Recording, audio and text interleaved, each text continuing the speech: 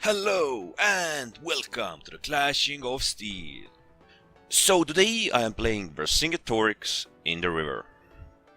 In short, it means I can't use scorched earth, because scorched earth thrown into the river will extinguish. Well, this fight is going to take place right in the middle of the map. As you can see, there are already some archers, some sword infantries, everybody is setting themselves up. Although because of the huge number of Germanicus, it will be hard for the archers to do anything. So I'm moving in to cover the flank of my archers and infantries.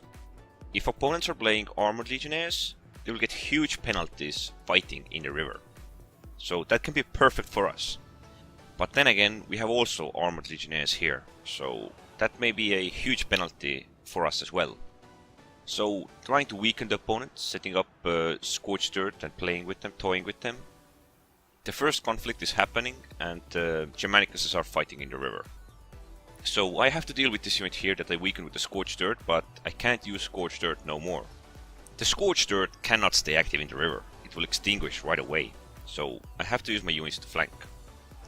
Fortunately or unfortunately, you can see huge blob in the middle there.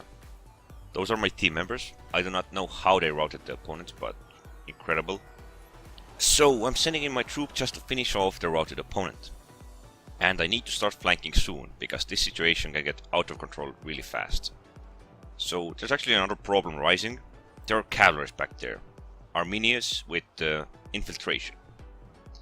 I did not notice them at this point, so the archers are going to take a beating. So this is where archers are going to lose huge numbers. And because the cavalry is here, I have to hit them from all sides. I need to make sure that they aren't coming after me. I need to start covering my rear or sides or something. So as you can see, this fight is turning into a huge blob fight. I'm sending one of my units after the lowest morale opponent, hoping to rout them so that we can finish it off. At the same time, I need to be very careful. I don't want to let the opponents get in from the rear into our melee or into our archers. And at the same time, I need to find a viable way I can cover both of them and flank at the same time. Because the cavalry is moving back and forth, it's hard to make a proper decision. They might try to come in and I may need to defend my infantries. So finally I'm moving around to opponents and setting up my attack. I do the flaming throw first, so a little friendly fire there. I just wanted to weaken the opponents before I charge head on in.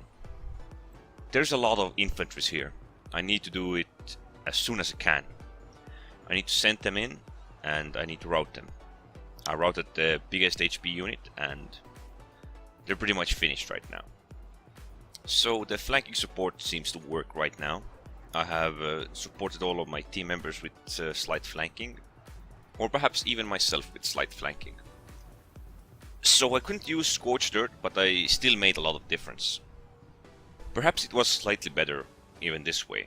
I had a lot of flanking opportunities and I used some of them or most of them. These are just the last infantries coming to die. We finished off the last opponents we were fighting and, well, the game is pretty much won.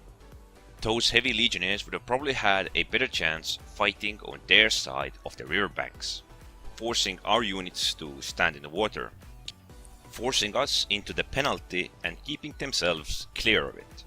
But then again, I could have used scorched earth at that point. But still, I think the numbers or the losses would have not been that heavy. So I'm guessing with my slight help, we pretty much won this side of the river. Although we had some friendly troops fighting on the right side of us, or on the right side of this small riverbank.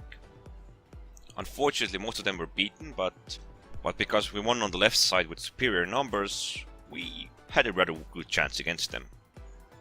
And well, even without the scorched earth, I was able to give enough flanking support to be viable. It's hard to see barbarians to be rather viable without one of their commander skills, because their units are often rather weak. But given the right opportunities, I was able to flank and destroy the opponents. In the beginning, the opponents actually had the chance to cover off their side with one of their troops, but instead they forced it into my troops because they got greedy and suffered huge casualties. So the main thing to learn here is be patient. You don't need to force yourself into opponents, turning it into a huge blob fight and get flanked in the end. It's not like the archers were doing anything to those Germanicus' troops. They were all in the Studo and the archer fire was like wind against the wall. This is exactly where the greed can get you. Or thinking that you're overpowered because you're just playing Germanicus. Pop vengeance and woohoo for victory.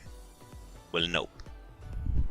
Anyways, this is it about the Vercingetorix fighting in the river. So, don't forget to subscribe and thanks for watching.